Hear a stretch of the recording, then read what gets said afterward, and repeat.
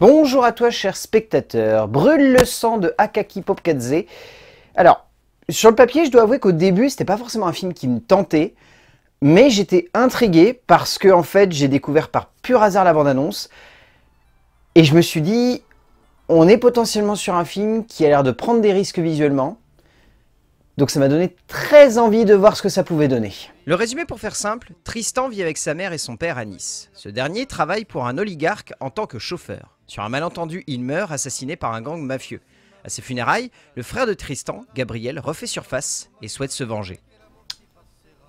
Bon, autant le poser tout de suite. Niveau histoire, on est sur du classique de chez classique. C'est-à-dire c'est une histoire de vengeance avec au milieu des retrouvailles familiales. Donc il n'y a rien de vraiment surprenant de ce côté-là. Mais Popkadze vient de poser là, tel quel, comme ça, un film très audacieux visuellement. Si je peux avoir plein de trucs à redire au niveau de l'écriture, je ne peux rien redire au niveau de la mise en scène qui est vraiment un exercice de style fantastique qui brille à chaque instant par une maîtrise à la fois de la courte focale et juste au-delà de ça, de mettre en exergue tout ce que tu as besoin de montrer dans un grand angle où tout doit être essentiel. Le grand angle n'est pas juste un exercice de style. Je trouve que le grand angle permet à la fois de jouer sur la caractérisation des personnages, de construire un film où l'action peut se dérouler n'importe où dans ce cadre, et au-delà de ça, de porter un regard sur la violence qui, je trouve, est particulièrement crédible et réaliste. Ce qui fait que du coup, je me suis senti complètement embarqué dans le long métrage, et même si derrière, je me suis dit à de nombreuses reprises, c'est hyper classique et convenu en termes d'écriture, et j'ai pas la sensation de voir un cinéaste qui a envie de prendre réellement des risques, je me suis dit que j'étais quand même complètement embarqué dans cette histoire, que j'étais réellement époustouflé par la proposition visuelle qu'on me proposait, et je suis ressorti en me disant que j'avais très hâte de voir ce que ce cinéaste allait me proposer par la suite. Par le biais d'un ensemble classique, on peut parfois réussir à construire quelque chose de surprenant. Une œuvre sortant du lot, proposant une vision singulière du cinéma, non pas forcément par le fond du récit, mais plutôt par une construction d'une forme qui soit assez imposante pour marquer les spectateurs. Akaki Popkadze nous offre une œuvre visuellement hallucinante de maîtrise qui ne brille jamais réellement par son fond, somme toute assez classique dans ce que celui-ci évoque par le biais de son histoire de vengeance, mais on sent que le cinéaste a souhaité marquer le spectateur profondément par le biais d'une esthétique tout simplement renversante de puissance. En termes d'écriture, donc le scénario est proposé par Akaki Popkadze ainsi que Florent Hill, son acteur principal, mine de rien. C'est chose rare et en même temps, ça devient de plus en plus récurrent, notamment dans le cinéma américain, de voir beaucoup d'acteurs s'investir énormément dans la concrétisation d'un projet. Je trouve qu'ici, en fait, ce qui ressort de ce duo d'écriture, c'est une envie de vouloir, certes, raconter une histoire très classique et très convenue, qui va pas forcément surprendre par la manière avec laquelle les protagonistes vont être amenés ou le contexte dans lequel ils se trouvent, mais plus dans la caractérisation. C'est bizarre posé comme ça, mais je trouve qu'en fait, dans la manière d'amener et de construire les personnages, on sent qu'il y a une envie de vouloir faire en sorte que le spectateur se mette vraiment à leur place et surtout ait envie de voir jusqu'où ils vont aller. Ce qui est intéressant, c'est que ces deux frères sur le papier, tous les opposent et c'est le cliché par excellence de ce genre de récit où une famille est réunie suite à un incident.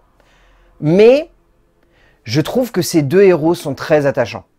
Dans le sens où, dans leur opposition, ils trouvent une forme de singularité et, je trouve, d'humanité qu'on n'aurait pas forcément retrouvé si on avait forcément plus que ça abusé en fait des clichés. En fait, ce qui est intéressant, c'est que on sent qu'il y a une envie de les poser comme des archétypes, mais jamais de les acheminer comme des clichés.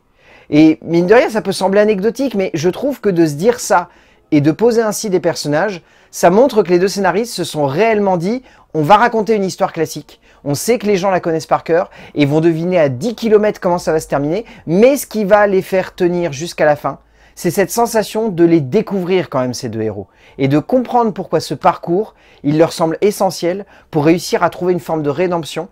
Parce qu'ils ont perdu quelque chose, mais peut-être qu'à la fin, ils vont trouver autre chose. Et je trouve que ce parcours, même s'il est convenu et balisé, il fonctionne. Popkadze et Hill ne vont pas forcément chercher bien loin la construction de ce héros, ni la forme que prend son voyage. Et au fond, on sent que ce qui intéresse les deux auteurs, c'est avant tout de créer une forme de ressenti acerbe autour de l'accroche de ces deux frères plutôt qu'autour de ce récit de vengeance.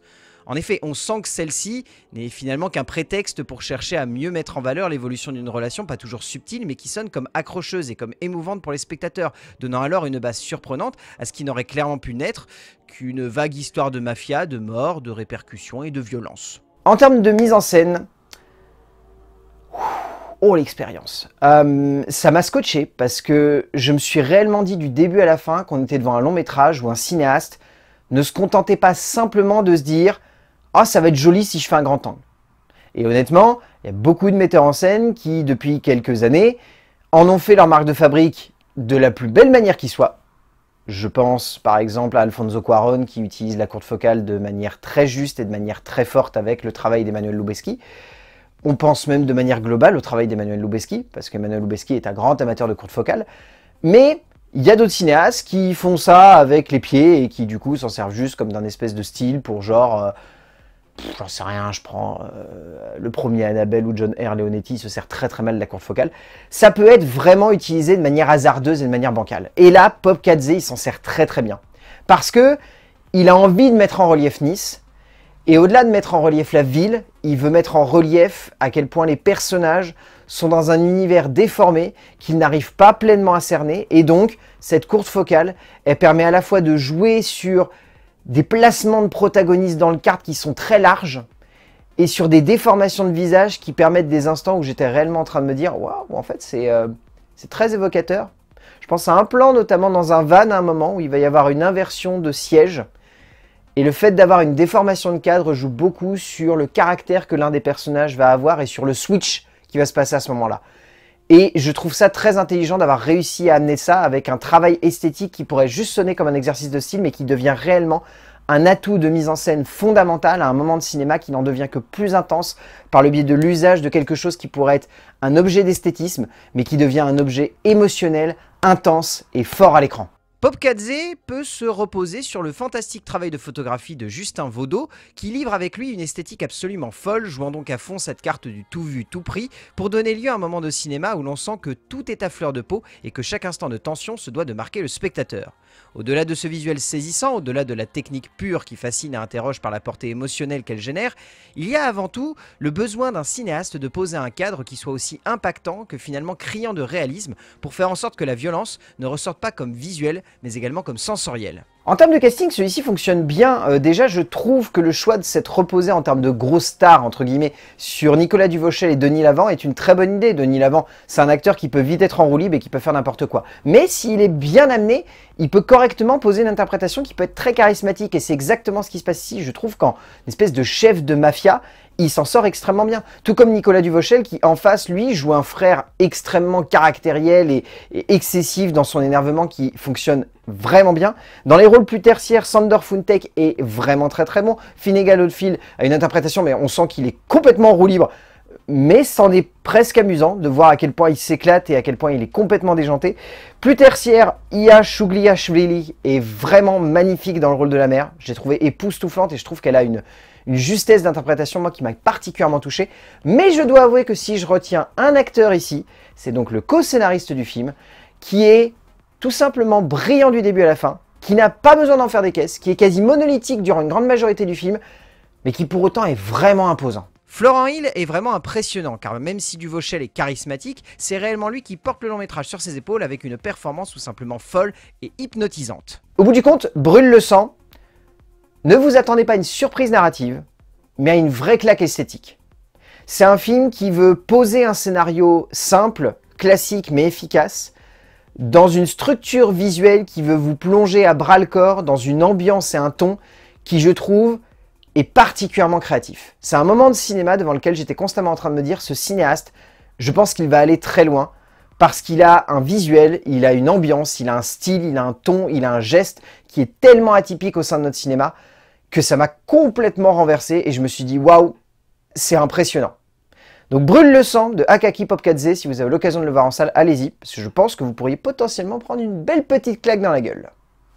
A plus.